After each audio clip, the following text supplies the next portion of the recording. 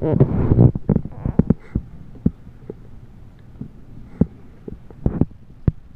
assignment is to introduce you to this book, Veterans, Heroes in the Neighborhood. And first, I will tell you a story. I recently returned from an overseas trip, standing in line at Logan Airport, ready to depart, go home.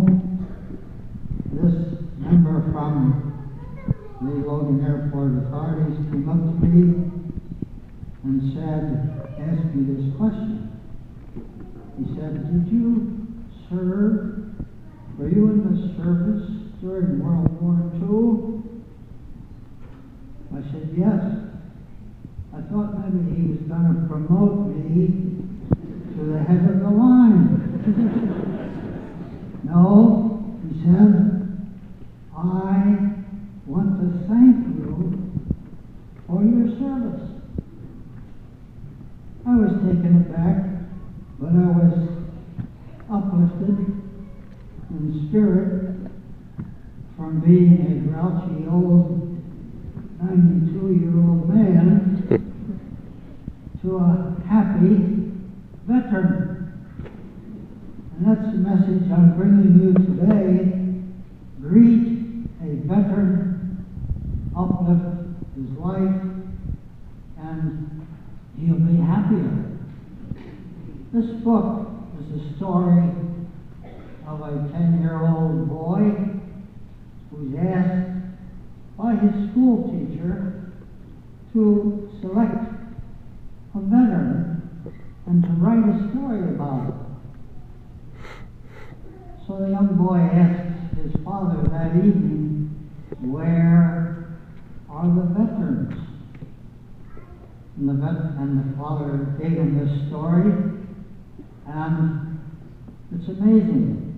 These heroes live right here in our town, and there are many that you can choose to write about. There are family members, our friends, who never boast or brag. We all should be reminded of their love for home and flag. Take the man who cut your hair. He's known as Frank the Barber. Not too many knew that he was a sailor at Pearl Harbor. The butcher in the grocery store who cuts meat for the stew. He was once a paratrooper. And that served in World War II. And Walter is a Navy man who came to fix our heat. He once fixed boilers on ships of the U.S. Navy fleet.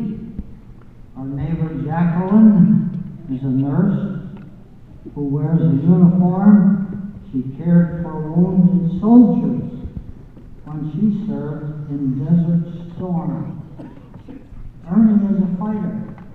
We knew that he was brave, and yet we never knew that he served in the Air Force. And Edna, our librarian, had a son named John. He died while training for Iraq. Now she is a Gold Star mom. Our mailman is a volunteer who trains each year to serve. When duty calls, he goes abroad. He's in the Army, we said. And Manny is a proud Marine. With a corporate heart. He was wounded overseas and wears a Purple Heart. And we know that we celebrate November the 11th as Veterans Day, and we promise to remember. And we know that on this Memorial Day, our heroes' headstones are decorated with a flag as we mark Memorial Day. So we painted posters for heroes and marched them in a parade and thanked these men and women for the sacrifices that they made. And so this is a neat book that's going to be distributed to the schools and also the DB library. And the thing is, today we are here in the real world, and I would just like to ask if those veterans would now stand. Would you please stand? We want to thank you. Stand. I want to see you.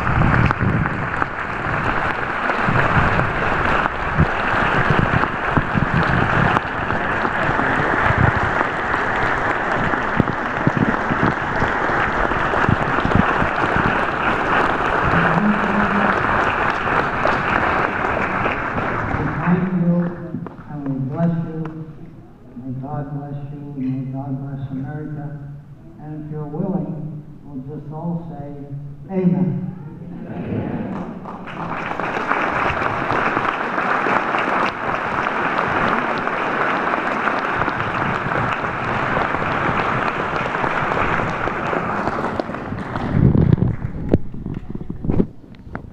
Can the representatives from the Walton Elementary School please come up to the end of the stage?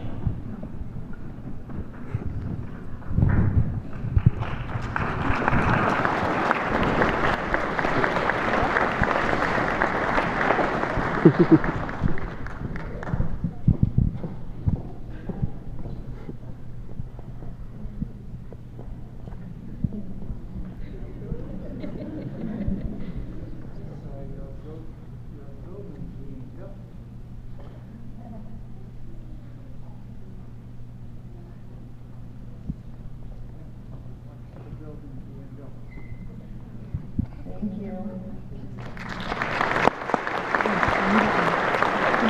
The representatives of the Doyle Early Childhood Center, please come up.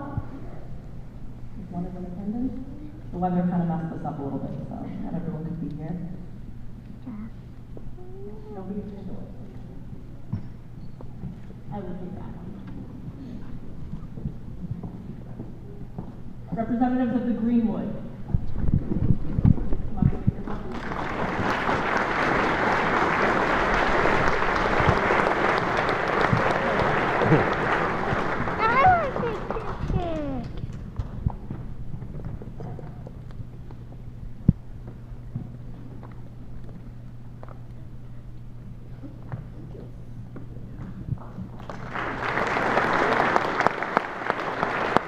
Representatives of the Dolbear Elementary School, please.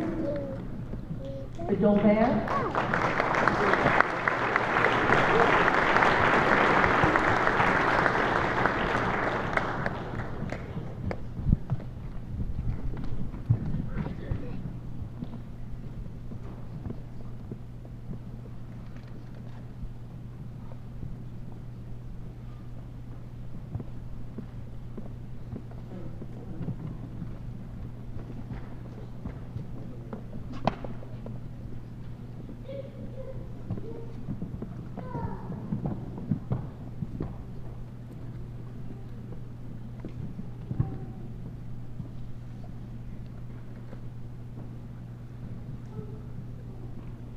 This is how we figure we'd make it not too bad for you to be here for so long. We just put some kids in the mix, they're really cute, everyone's nods, everyone's happy.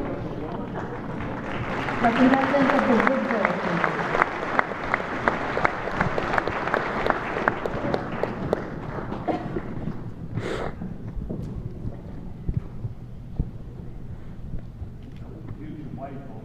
I'll take the rest.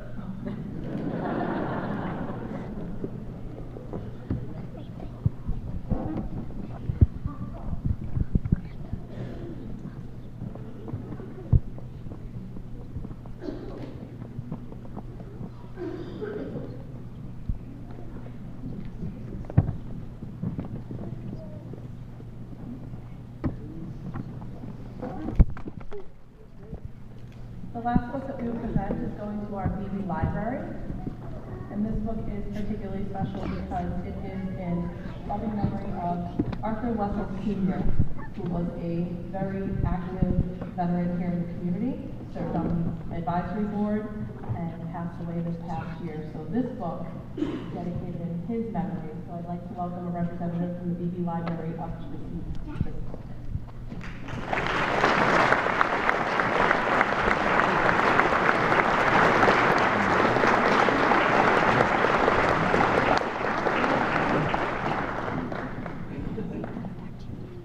We have one final reading today, and then we will be concluding.